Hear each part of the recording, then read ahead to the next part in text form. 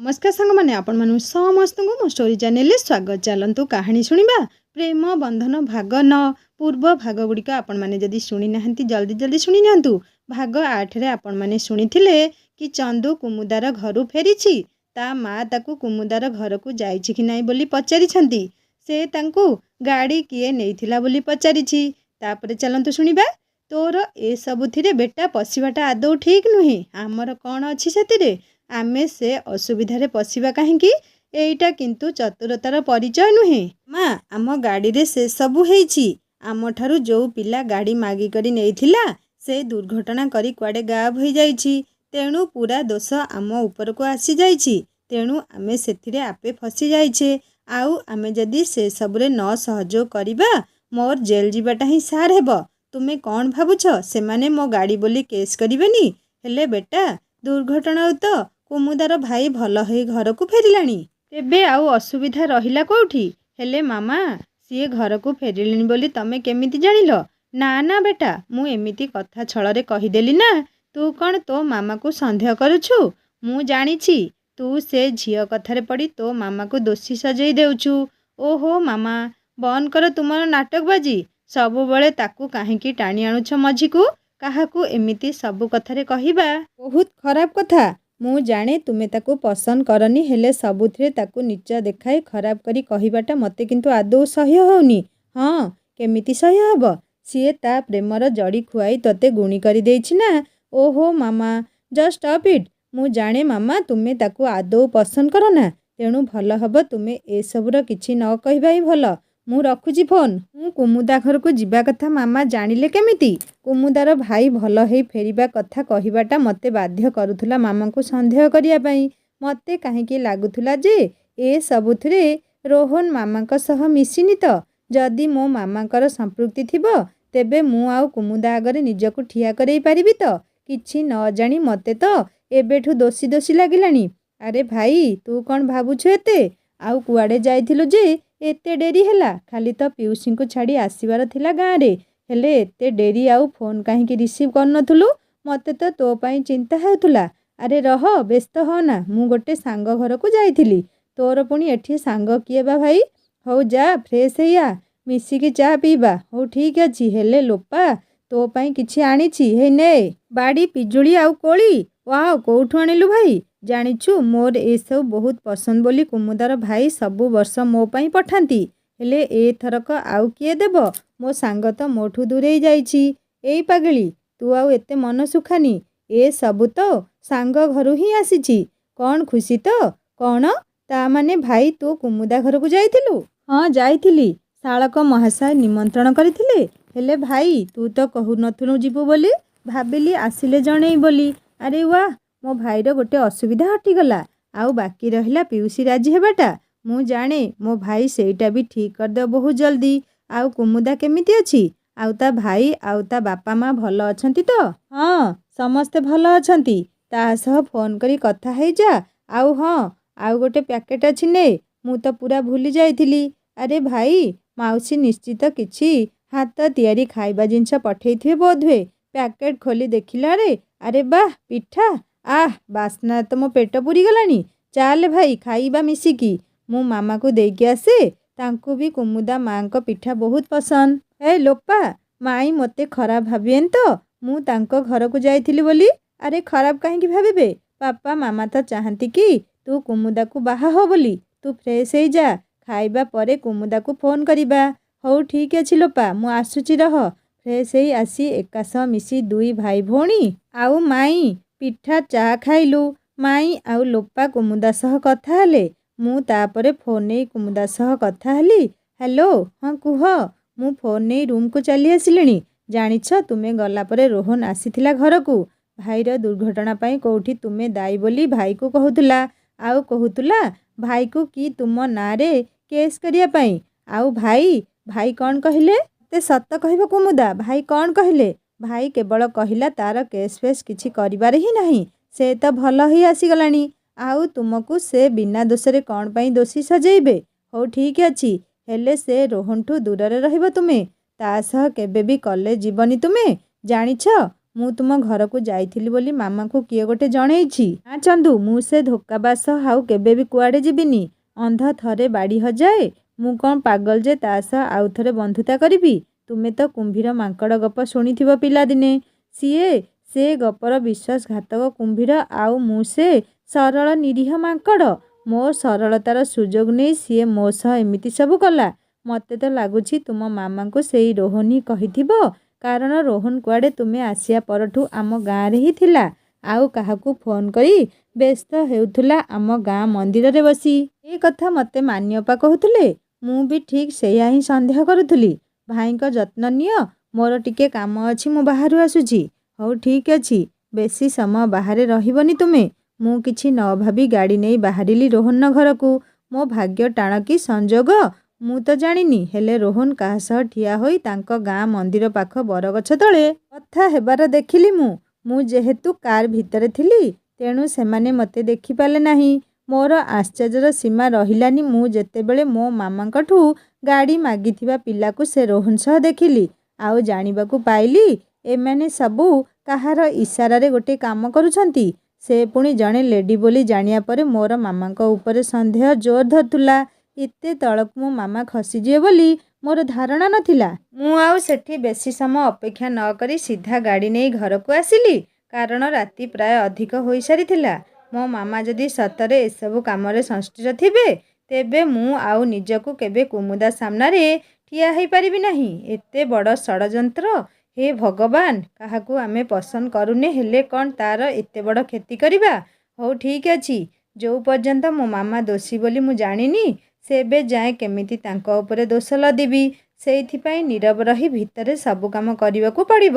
ତେଣୁ ବୁଦ୍ଧିକୁ ଆପ୍ଲାଏ କରିବାକୁ ପଡ଼ିବ। ତେଣୁ ଖାଇ ପିଇ ଆଗ ନିଜକୁ ଥଣ୍ଡା କଲି। ଆଉ ଗୋଟେ ସିମ୍ ବାହାର କରି ନୂଆ ମୋବାଇଲରେ ପକେଇ ଯୋଉ ପିଲା ଗାଡ଼ି ମାଗି ନେଇଥିଲା ତାକୁ କଲ୍ କଲି। ହ୍ୟାଲୋ, ତୁମେ କିଏ? ଏତେ ରାତିରେ କ'ଣ ପାଇଁ ଫୋନ୍ କରିଛ? ସମୟ ବୋଧେ ଜଣାପଡ଼ୁନି ନା ମ୍ୟାନର୍ସ ଶିଖିନ? ଭାବିନେ ତୋର ଜଣେ ଶୁଭଚିନ୍ତକ ବୋଲି। ସମୟ ଆଉ ମ୍ୟାନର୍ସ ମୁଁ ସବୁକୁ ବହୁତ ଭଲ ଭାବେ ଜାଣେ, ହେଲେ କ'ଣ କରିବି? ପରିସ୍ଥିତି ମୋତେ ବାଧ୍ୟ କଲା ବନ୍ଧୁ ଏସବୁ କରିବାକୁ। ଚୁପ୍ କର। କୋଉ ପରିସ୍ଥିତି ବେ? ମୁଁ ବି ଟିକିଏ ଶୁଣି ରଖେ। ଆଉ ଶୁଣେ, ତୁ ମୋ ନିଦ ଖରାପ କରିଦେଲୁ ଏତେ ରାତିରେ ଫୋନ୍ କରି। ଆଉ ତୋ କଥା ଯଦି ମୋ ମନକୁ ପସନ୍ଦ ନ ଆସେ, ତେବେ ମୁଁ ତତେ ସିଧା ପୋଲିସରେ ଦେଇଦେବି। ଆରେ ଆଗ ଶୁଣିନେ ତୁ, ତାପରେ ତ ତୋତେ ଭଲରେ ନିଦ ହେବ। ମୋତେ କ'ଣ ତୁ ପୋଲିସରେ ଦେବୁ? ତୁ ନିଜେ ସେଠିକୁ ଏବେ ଯିବୁ ରହ। ଖାଲି କଥାଟା ଶୁଣିନେ, ମୋତେ କାହିଁକି ଲାଗୁଛି ତୋତେ କଥାଟା ବହୁତ ପସନ୍ଦ ଆସିବ। ଏଇ ତୋ କଥାର ମାନେ କ'ଣ? ଡରିକି ସେ ଲୋକଟି? ତୁ କ'ଣ କହିବାକୁ ଚାହୁଁ? ଏତେ ବ୍ୟସ୍ତ କାହିଁକି? ରହ, ମୁଁ ତୋତେ କହିବା ପାଇଁ ହିଁ ତ ଫୋନ୍ କରିଛି। କଥାଟା ଏଇଟା ଯେ ତୁ ଗାଡ଼ି ମାଗି ଦୁର୍ଘଟଣା କରିଛୁ, ଆଉ ସେ ରୋହନ ବି ତୋ ସହ ସାମିଲ ଅଛି। ଆଉ ଦୁର୍ଘଟଣା କରି ତୁ ଭାଇଙ୍କୁ ତାଙ୍କ ବାଟରେ ଛାଡ଼ି ଦେଇ ଫେରାର ହେଇଯାଇଛୁ। ଆଉ ଗାଡ଼ି ଯାହାର ଆଣିଥିଲୁ ତାଙ୍କ ଫୋନ୍ ତୁ ଉଠଉନୁ। ଯେହେତୁ ଗାଡ଼ି ଦେଇଥିବା ମାଲିକଙ୍କ ମା ବି ତୁମମାନଙ୍କ ସହ ସାମିଲ, ତେଣୁ ତୁମମାନଙ୍କୁ ସନ୍ଦେହ କରିବା ଅସମ୍ଭବ। ହେଲେ ଏତେ ସହଜରେ ତୁମେ ମୋ ଆଖି ଆଗରୁ ଖସି ଯାଇପାରିବନି। କେମିତି ଲାଗିଲା ମୋ କଥା? ପସନ୍ଦ ଆସିଲା ନା ନାହିଁ? ଏଇ ତୁ କିଏ ବେ ଶଳା? ମୁଁ କାହିଁକି ସାମିଲ ହେବି? ମୁଁ ସେ ରୋହନକୁ ଚିହ୍ନିନି। ଟିକେ ଅପେକ୍ଷା କର। ତୋ ହ୍ୱାଟ୍ସଆପ୍ ଆପ୍ ନମ୍ବରକୁ ଗୋଟିଏ ଭିଡ଼ିଓ ଗଲା। ଦେଖିଲୁ, ମୁଁ ଆଉ ତତେ ଭୁଲରେ ସେଠି ରେକର୍ଡ଼ କରିଦେଇନି ତ? ଟିକେ ସମୟ ଦଉଛି, ମୋତେ ଫୋନ୍ କରି କହ। କିଛି ସମୟ ପରେ ମୋ ଫୋନ୍ ରିଙ୍ଗ ହେଲା। ହ୍ୟାଲୋ, କ'ଣ ଦେଖିଲୁ? ସିଏ ତୁ ନା ନାହିଁ କହ। ହଁ ସେ ମୁଁ। ହେଲେ ଭାଇ, ତମେ ସେ ଭିଡ଼ିଓ ପ୍ଲିଜ୍ କାହାକୁ ଦିଅନି, ଆଉ ପୋଲିସକୁ ତ ଆଦୌ ନୁହେଁ ପ୍ଲିଜ୍। ଦେଖିଲୁ ତ ତୁ ମୋତେ କେମିତି ଶଳାରୁ ନେଇ ଭାଇ ଆସନରେ ବସେଇ ଦେଲୁ। ମୁଁ କହିବିନି କାହାକୁ, ହେଲେ ତୋ ସହ ମୋର ଗୋଟେ ଡିଲ୍ ଅଛି। କହ, କ'ଣ ରାଜି? ହଁ ଭାଇ କୁହ, ମୁଁ ସବୁଥିରେ ରାଜି। ହେଲେ ମୋ ନାଁ ପୋଲିସରେ ଦିଅନି ଦୟାକରି। ଆଗକୁ ମୋ ଭଉଣୀ ବାହାଘର ଅଛି। ଏସବୁ ଜାଣିଲେ କେହି ରାଜି ହେବେନି ଜଣେ କଏଦୀର ଭଉଣୀକୁ ବାହା ହେବାକୁ। ମୋର ଭଉଣୀ ବାହାଘର ପାଇଁ ଟଙ୍କା ଦରକାର ଥିଲା, ତେଣୁ ମୁଁ ସେମାନଙ୍କ ଡିଲ୍ରେ ରାଜି ହେଇଗଲି। ମୁଁ କହିବିନି, ହେଲେ ଗୋଟେ ସର୍ତ୍ତ ମୋର। କାରଣ କୋଉ ଝିଅର ବାହାଘର ଭାଙ୍ଗିଯାଉ, ସେସବୁ ମୁଁ କେବେ ହେଲେ ଚାହେଁନା। କିଏ ତୋ ସହ ସାମିଲ ଅଛନ୍ତି କହିଦେ ଖାଲି। ଆଉ ବିଶ୍ୱାସ ରଖେ ମୋ ଉପରେ। ମୁଁ କାହାକୁ କହିବିନି। ମୁଁ କହିଦେବି ତୁମକୁ, ହେଲେ ଦୟାକରି ଏସବୁ ତୁମେ ଆଉ କାହାକୁ କହିବନି, ନହେଲେ ମୋତେ ମାରିଦେବେ ସେମାନେ। ହଁ କହ, ମୁଁ କାହାକୁ ବି କହିବିନି। ରୋହନ ଆଉ ରିଚା ମ୍ୟାଡମଙ୍କ କଥାରେ ଏସବୁ ହେଇଛି। ଏ ରିଚା ମ୍ୟାଡମ କିଏ ପୁଣି? ଚନ୍ଦ୍ରାଂଶ ଭାଇଙ୍କ ବାହାଘର ଯାହା ହେବାର ଅଛି ତାଙ୍କ ନାଁ ରିଚା। ହଉ ହେଲା, ତୁ ଯାହା କହୁଛୁ ଯଦି ମିଛ ହେଇଥାଏ ତୁ ଆଗେ ମରିବୁ, ବୁଝିଲୁ? ତେଣୁ ବେଶୀ ଚାଲାକି କରିବୁନି, ନହେଲେ ତତେ ଜୀବନରୁ ମାରିଦେବି। ଆଉ ହଁ, ଫୋନ୍ ସୁଇଚ୍ ଅଫ୍ କରିବାର ସାହସ ବି କରିବୁନି, ନହେଲେ ପରିସ୍ଥିତି ଭୟଙ୍କର ହେବ। ହଁ ଭାଇ, ଠିକ୍ ଅଛି। ମୋ ମାମା ତାହେଲେ ସାମିଲ ନାହାନ୍ତି ଏସବୁରେ? ଶୁଣିକି ହାଲକା ଲାଗିଲା। ହେଲେ ମାମାଙ୍କୁ ଏତେ ଶୀଘ୍ର ବିଶ୍ୱାସ କରି ନେବାଟା ବି ବୁଦ୍ଧିମାନର ପରିଚୟ ନୁହେଁ। ଏତେ ସବୁ ଭାବିବା ବେଳକୁ ମୋ ଫୋନ୍ ରିଙ୍ଗ୍ ହେଲା। କୁମୁଦାର ଫୋନ୍ ଥିଲା। ହ୍ୟାଲୋ, ହଁ କୁହ। ମୁଁ ଟିକେ ବ୍ୟସ୍ତ ଥିଲି ତ ତୁମକୁ କଲ୍ କରିପାରିଲିନି। କିଛି କଥା ନାହିଁ ଚନ୍ଦୁ, ଖାଇଛ ନା ନାହିଁ? ହଁ ମୁଁ ଖାଇଛି। ଆଉ ଭାଇଙ୍କୁ ଔଷଧ ଦେଲ? ହଁ ଦେଇଛି। ସେ ଏବେ ଭଲ ଅଛି, ଠିକ୍ ସେ ଚାଲିପାରୁନି। ମୋତେ ଏସବୁ ଦେଖି ଭାରି ଦୁଃଖ ଲାଗୁଛି। ସବୁବେଳେ ବାହାରେ ବୁଲିବା ପିଲା ଘରେ ବସି ରହିଲେ ମାନସିକ ସ୍ତରରେ ଭାଙ୍ଗି ପଡ଼ୁଛି। ତୁମେ ମନ ଦୁଃଖ କରନି କୁମୁଦା, ମୁଁ ଅଛି ନା ବାବା। ତୁମେ ମୋତେ କୁହ, ମୋତେ ମନେ ପକାଉଛ କି ନାହିଁ? ଆଜି ତୁମେ ବହୁତ ସୁନ୍ଦର ଦେଖାଯାଉଥିଲ। ଇଚ୍ଛା ହେଉଥିଲା ରହିଯାଆନ୍ତି କି ତୁମ ପାଖରେ। ହଁ ସତରେ? ତାହେଲେ ତୁମେ ମାନିଲ ଯେ ମୁଁ ସୁନ୍ଦରୀ ବୋଲି? ମୁଁ ତ କହିନି ତୁମେ ସୁନ୍ଦରୀ ବୋଲି। ମୁଁ କେବଳ କହିଲି ଯେ ଆଜି ତୁମେ ସୁନ୍ଦର ଦେଖାଯାଉଥିଲ। ହଉ ହେଲା, ମୁଁ ରଖୁଛି ମିଷ୍ଟର ଚନ୍ଦ୍ରାଂଶ। ଆଉ ମୋତେ ଫୋନ୍ କରିବନି। ଯିଏ ସୁନ୍ଦରୀ ତୁମେ ତାକୁ ହିଁ ଫୋନ୍ କର। ଆରେ ବାପ ରେ ବାପ, ହଳଦୀ ବସନ୍ତ କ'ଣ ରାଗି ନାଲି ଲଙ୍କା ହେଇଗଲାଣି? ତୁମେ ପୁଣି ମୋତେ ସେଇ ନାଁରେ ଡାକିଲ? ତୁମକୁ ମୁଁ ମନା କରିଥିଲି ନା ମୋତେ ଏଇ ନାଲି ଲଙ୍କା ଆଉ ହଳଦୀ ବସନ୍ତ ଡାକିବନି ବୋଲି? ରୁହ, ଏକା ମାଘକେ ଶୀତ ଯାଏନି ମ। ମୁଁ ବି ନହେଲେ ତୁମକୁ ଆଧି ଅଂଗ୍ରେଜ ଆଉ ମିଷ୍ଟର କୋଲ୍ଡ୍ରିଙ୍କସବାଲା ଡାକିବି। ମୁଁ ମଜାରେ କହିଦେଲି ତୁମକୁ କୁମୁଦା, ହେଲେ ତମେ ତ ମୋ କଥାରେ ପୁରା ସିରିୟସ୍ ହୋଇଗଲ। ହଉ ବାବା, ତୁମକୁ ଆଉ କିଛି ବି ମଜାରେ କହିବିନି କେବେ ହେଲେ। ହଉ ହେଲା। ଏତେ ରାତି ଯାଏଁ କୁଆଡ଼େ ଯାଇଥିଲ ତୁମେ? ମୁଁ କାଲି କଲେଜ ଯିବି, ତୁମେ ଆସିବ? ମୁଁ ବାହାରକୁ ଯାଇଥିଲି, ସେ କଥା ତୁମକୁ କାଲି ଦେଖାହେଲେ ସବୁ କହିବି। ହେଲେ ତୁମେ କଲେଜ କାହା ସହ ଆସିବ? ଲୋପିତା କହିଛି ମୋତେ ଆସି ନେଇଯିବ।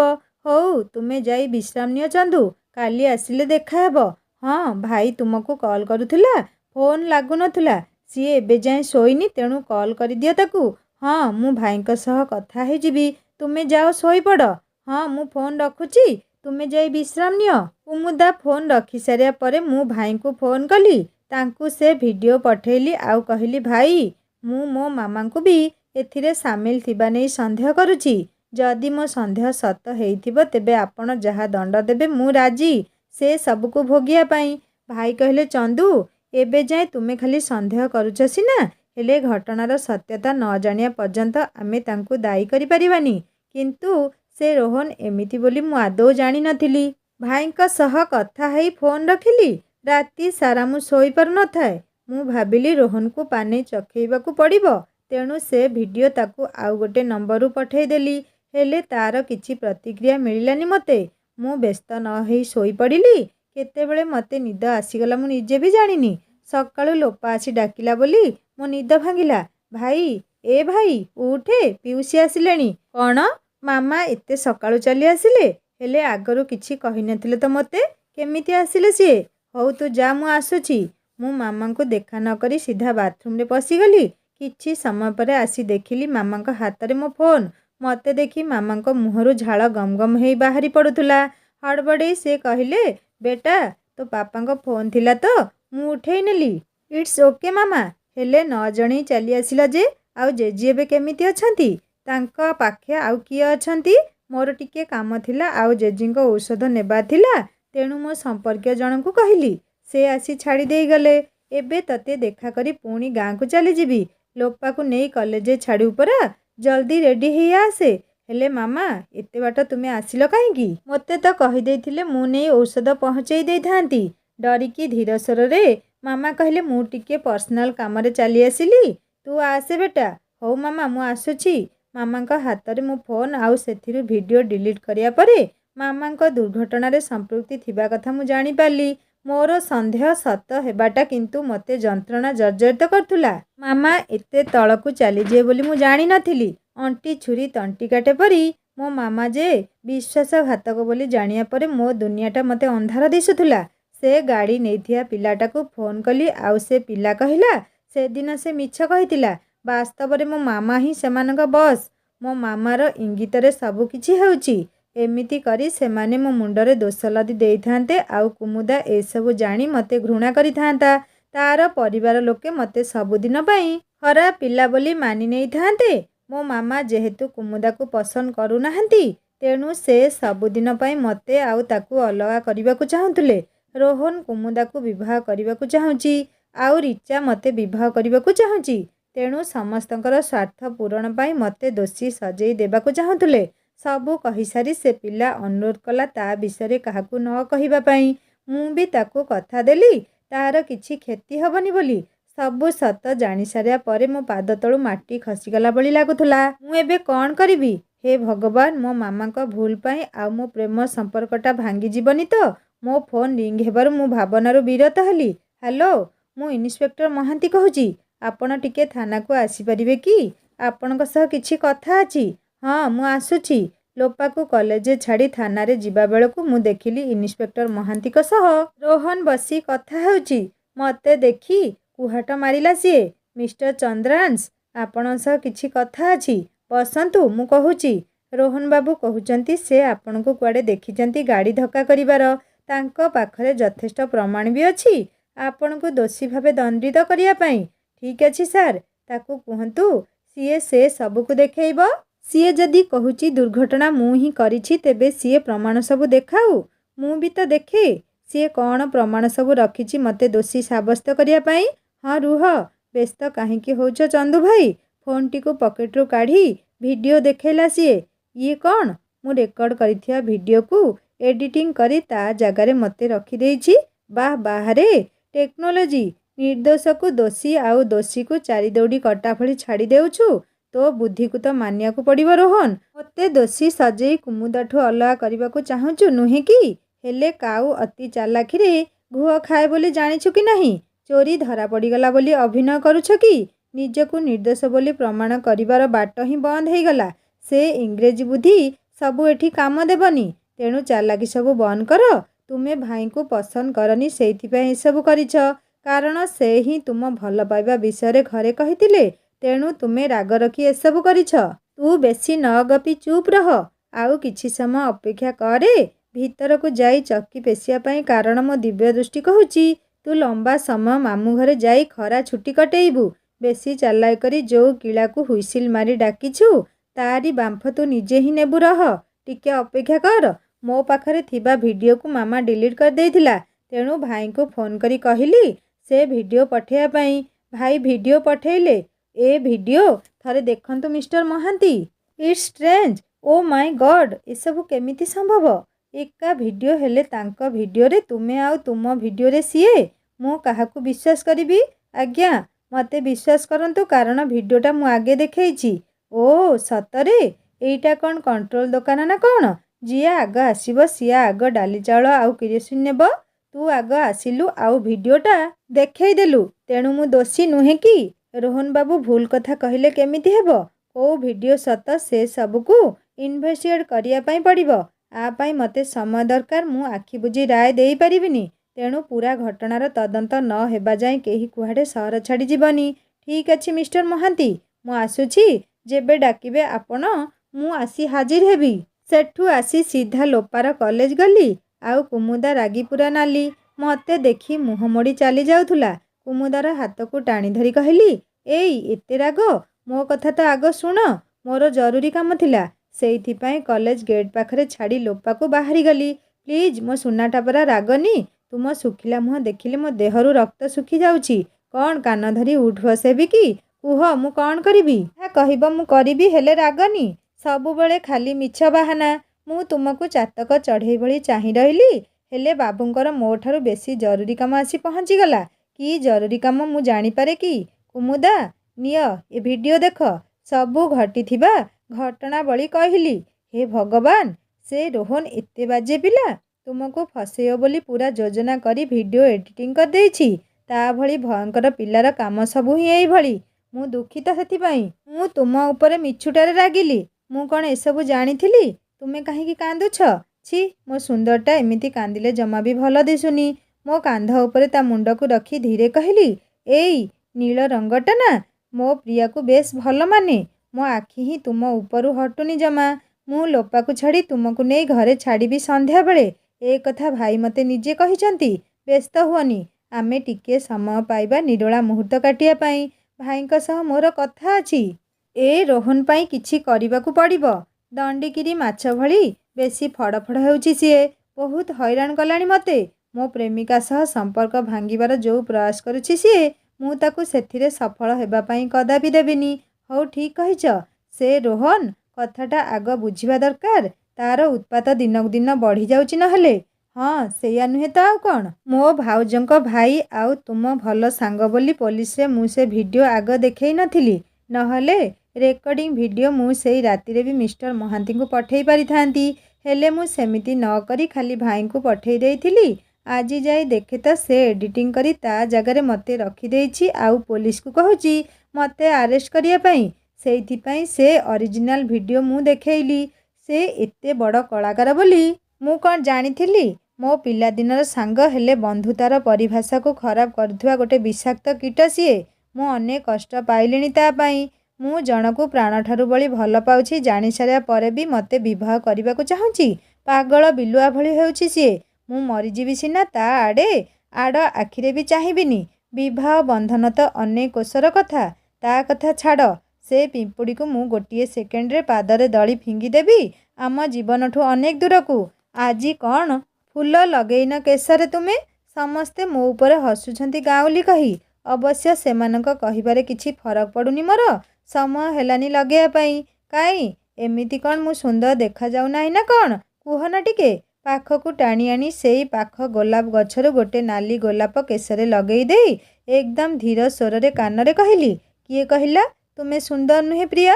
फूलठू भी अधिक सुंदर तुमर रूप लावण्य। पूर्णिमा रातिर चंद्र भली तुम सौंदर्यर शोभाकांति अत्यंत मनोरम। तुमे तो मोर नीलकई मु चंद्र आउ तुमे कुमुदा। केते सुंदर आउ मधुर आम संपर्क। मोर सबु समय केवल तुम पाद तले अजाड़ी देबाकू चाहे। तुम कोଳରେ मुंड रखिले मते जेमिति सबु खुशी मिली जाए। आउ केते दिन एमिति तुम ठारू दूररे रहिबी केजाणी। हेले गोटे कथा कहिबी रागिबनी तो। अरे वाह आजी कौन मो मनर मनीष पूरा रोमांटिक मुंड रे अछंती। कौन कहिबार अछि कुह। सबुबळे काहेकि रागिबी। तुमे झियो जातिटा सतरे बड़ फुलेई आउ गेल्हेई। सेई गोटिए कथा को सुनिबाकू भारी भल पाओ। मु तुम केसरे फूल लगेइबा कथा पचारिली हेले मो प्राणप्रिया निज सुंदरता विषय पचारुछि। बंधु कुमुदार कांधरे हाथ रखी कहिले मो प्रिया ठारू किए अधिक सुंदर। मो प्रिया ठारू किए अधिक गुणर।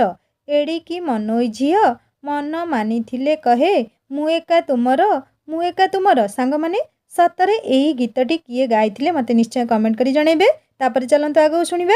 अरे वाह तुमे पुराना ओडिया गीत भी जानो। बहुत भल लागिला चंदू। हाँ मु विदेश रहिछि सिना हेले मो प्राणपरा ओडिया आउ मो प्रिया भी तो ओडिया ना तेणु ओडिया गीत विषय जानिबाटा कौन बड़ कथा। अरे वाह तुम प्रेमर वर्षा एमिति अविरते झरुथाउ। हेले भाई मोर मो पेटरे मूषा दौड़िलाणी चाले घर को जिबा। बाकी छाड़िया पाई तो जीबू ताकू सेतेबेले बाकी आउ असरे दिअसरा प्रेम बरसा करदेबू। हाँ हाँ चाले माई जानिछंती तो कुमुदा जाउछंती बोली। बाबा तो नाहंती मामा पूरा खुशी। एते दिन परे से आसीछि जानी मामा कहिला कुमुदा को नेकी आसीबू। तू जानिनु भाई मामा मो ठारू भी ताकू बेसी भल पाए। हौ ठीक अछि गाड़ी रे बस दुई जण। मु टिके भाई को फोन करी कहि दिए कुमुदा आम सह घर को जाउछंती बोली। आउ बाटरू भाई को औषध टिके किनी नै जिबा। भाई को औषध सरी जाइछि बोली से कहूथुले। हौ भाई ठीक अछि कुमुदा तू माउसी सह कथा हे जा। हाँ मु पहुँची कॉल करी देबी। चंदू तो भाई सह कथा हेउचंती से बोऊ को कहिदेब। कुमुदा तू मो भाई ना कौन धरिकी डाकुछु काई तांको ना धरिबारे असुविधा रहिला कोठी। आबे पागेली से परा तोर इहकाल परकालर देवता ना धरिले कुआडे आयुष कमिज बोली कहंती। हाँ एसबू कहिबा बाहुल्य।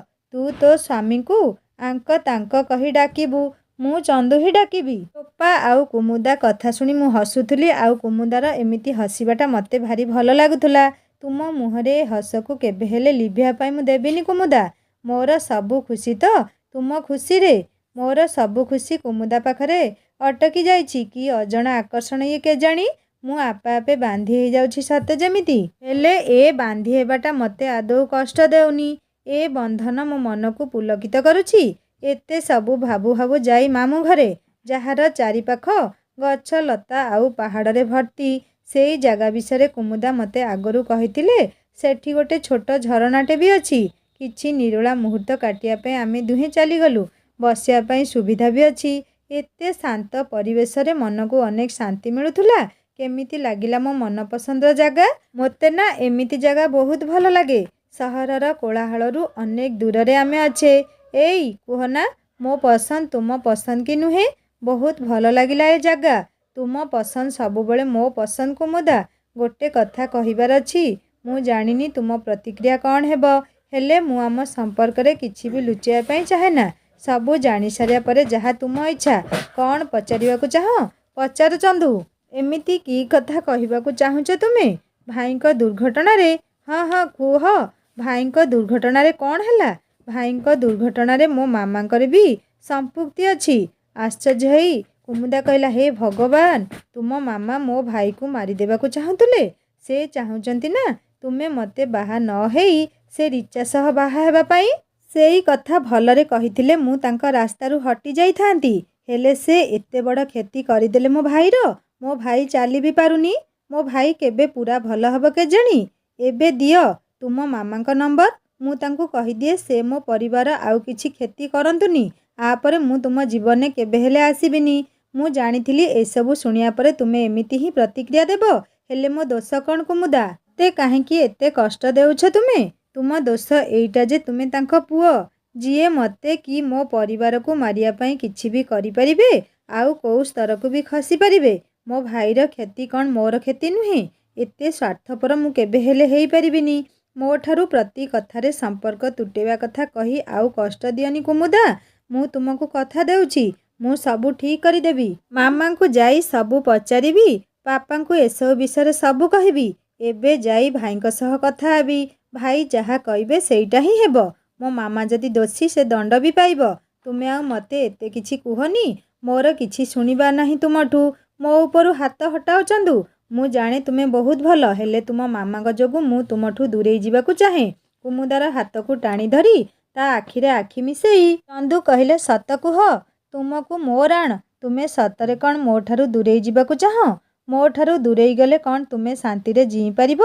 ନା ତୁମର ସେ ସାହସ ନାହିଁ ଅନ୍ୟାୟ ସହ ଲଢ଼ିବାକୁ?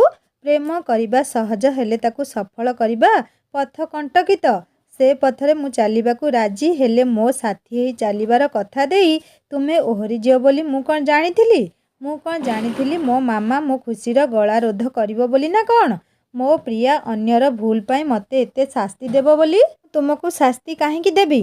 ମୋତେ ମୋ ପରିବାର ପାଇଁ ଚିନ୍ତା ହେଉଛି। ତୁମେ ମୋ ଜାଗାରେ ଥିଲେ କ'ଣ କରିଥାନ୍ତ କୁହ ମୋତେ? ମୁଁ ତୁମକୁ ବହୁତ ଭଲ ପାଏ, ହେଲେ ମୋତେ ପରିସ୍ଥିତି ବାଧ୍ୟ କରୁଛି ତୁମଠୁ ଅଲଗା ହେବା ପାଇଁ। ତୁମେ ଭାବପ୍ରବଣ ହେଇ କିଛି ବି ନିର୍ଣ୍ଣୟ ନିଅନି କୁମୁଦା। ଏସବୁ ମୋ ଉପରେ ଛାଡ଼ିଦିଅ। ପାଠ ପଢ଼ି ତୁମ ସ୍ୱପ୍ନକୁ ପୂରା କର। ବାକି ମୋ ଉପରେ ସବୁ କଥା ଛାଡ଼ିଦିଅ। ତାପରେ ଆମେ ଦୁହେଁ କୁମୁଦାର ଘରେ ଯାଇ ପହଞ୍ଚିଲୁ। ପୁରା ମୁଡ୍ ବିଗିଡ଼ିଗଲା ମୋ ପ୍ରିୟାର। ହେଲେ ସତକୁ ମୁଁ ଲୁଚେଇ ମିଛ ଉପରେ କେତେଦିନ ଅବା ଢାଙ୍କୁଣୀ ଘୋଡ଼େଇ ରଖିଥାନ୍ତି। କୁମୁଦା ସିନା ରାଗିଲା ଏସବୁ ଶୁଣି, ହେଲେ ମୋ ମନ ହାଲକା ଲାଗିଲା। ଭାଇଙ୍କୁ ସବୁ ସତ କଥା କହିଲି। ଭାଇ କହିଲେ ଯାହା ହେବାର କଥା ହେଇସାରିଛି, ତେଣୁ ସେ ସବୁରେ ଆଉ ନ ପଶି ହଇରାଣ ନ ହେବା ପାଇଁ। ହେଲେ ସେଥିରେ ମୋ ମନ କିନ୍ତୁ ବୁଝିଲାନି। ସେଠୁ ଫେରିବା ପରେ ସେ ଗାଡ଼ିବାଲା ପାଖକୁ ମୁଁ ଫୋନ୍ କଲି, ହେଲେ ସେ ଫୋନ୍ ଉଠେଇଲାନି। କିଛି ସମୟ ପରେ ମୋତେ ଗୋଟେ ଅଜଣା ନମ୍ବରରୁ କଲ୍ ଆସିଲା।